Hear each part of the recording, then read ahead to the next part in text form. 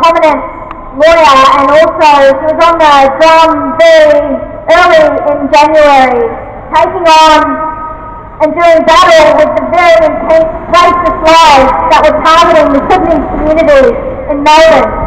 A key argument that she made, that the media has completely whitewashed, that Sutton has whitewashed, is that somehow there is some Sudanese crime problem.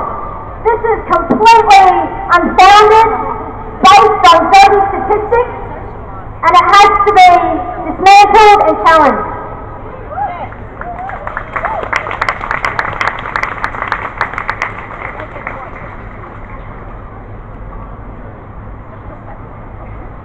Well, forgive me if I'm a little bit nervous.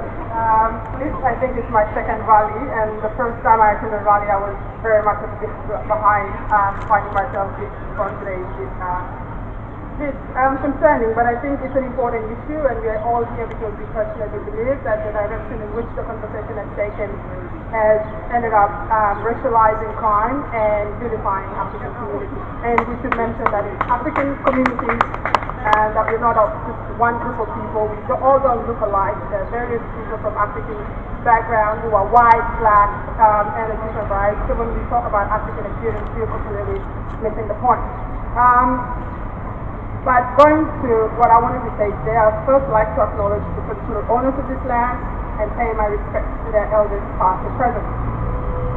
Second, I'd like to thank everyone who is here today, because each one of you is a statement to many people in the African communities that you stand with us.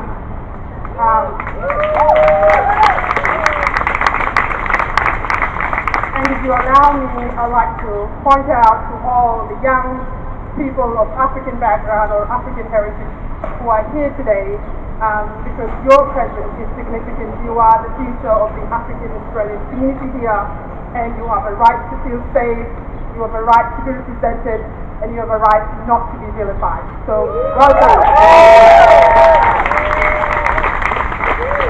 It goes without saying that the African community has felt under siege over the last month.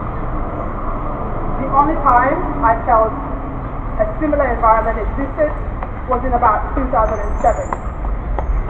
2007, a young boy called Liep Goy was beaten to death by two white boys whom, before killing him, had made racist statements, including that they would be taking their country back and that they were looking for blacks to kill.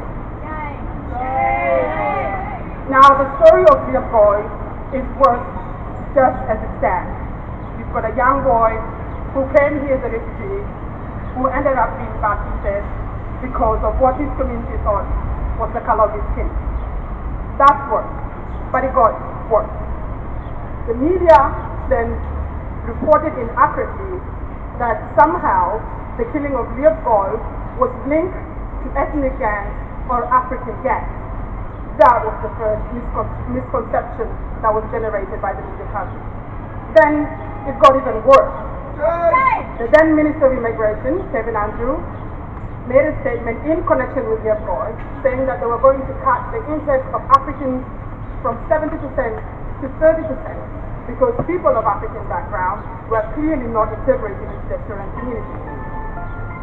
And so you had a young boy who lost his life because of the color of his skin, as some of us believe, and yet his community was being vilified for that incident. And not only that, some media journalists went as far as referring to Liep as a gang member.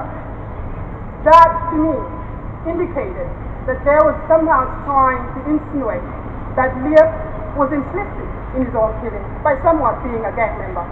I've never found any evidence that Liep was a gang member. When Liep died, his sister said Liep was her right hand. In Nuer, that means someone who holds you together when all fell apart. Liep was a son. He was someone's son who held a ring in his hand. Liep was a loved boy. Liep was a basketball player. He was talented, he was gifted, and he was an Australian citizen. That was entirely missed. He was constantly referred to as a refugee, despite his mother pleading at his funeral that Liep should be referred to as an Australian. I see many similarities, unfortunately many similarities, with 2007 currently occurring. I see similar coverage, which somehow throw the whole of African communities by branding them with terms such as African gangs. There have been articles written with titles such as African Raw 7-11. Now let's pause for a minute and think about the kind of damage that kind of coverage, that kind of language does to anyone who associates themselves as African. We're being tied to the crime of few individuals, and we're being made to pay dearly for that. We end up feeling isolated as members of the community, we end up feeling victimized, and we end up feeling shaken and afraid. And our fears, some of our fears, are indeed grounded, because we've had incidents where far-right groups have indicated that they intend to take things into their own hands. So why am I here today? As a lawyer, I'd like to sit behind a desk and probably disappear from view. But unfortunately, I can't. I have three lovely brothers who, because of the broad definition of what constitutes an African gang, could easily be mistaken for an African gang if they work together. Any of my brothers could have been easily substituted for Liep God. I'm here today because of my mother, who continues to receive racist attacks when she goes shopping, racist abuse, being called a black dog, and who somehow has begun to accept this as the only way she can live in peace. It is unacceptable. I'm here today because of my 8-month daughter. Actually, she's 10 months, but I haven't been sleeping very well. I'm here today because of my 10-month daughter, who was born in Australia, but who, because of the color of her skin, some people would constantly ask her, where are you from? Well, I hope she tells them that I was born at Dandenong Hospital.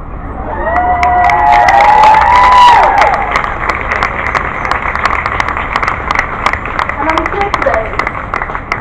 here today because I believe that we are all entitled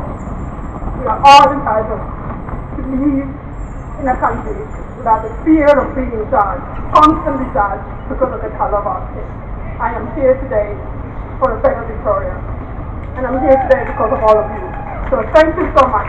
Thank you so much.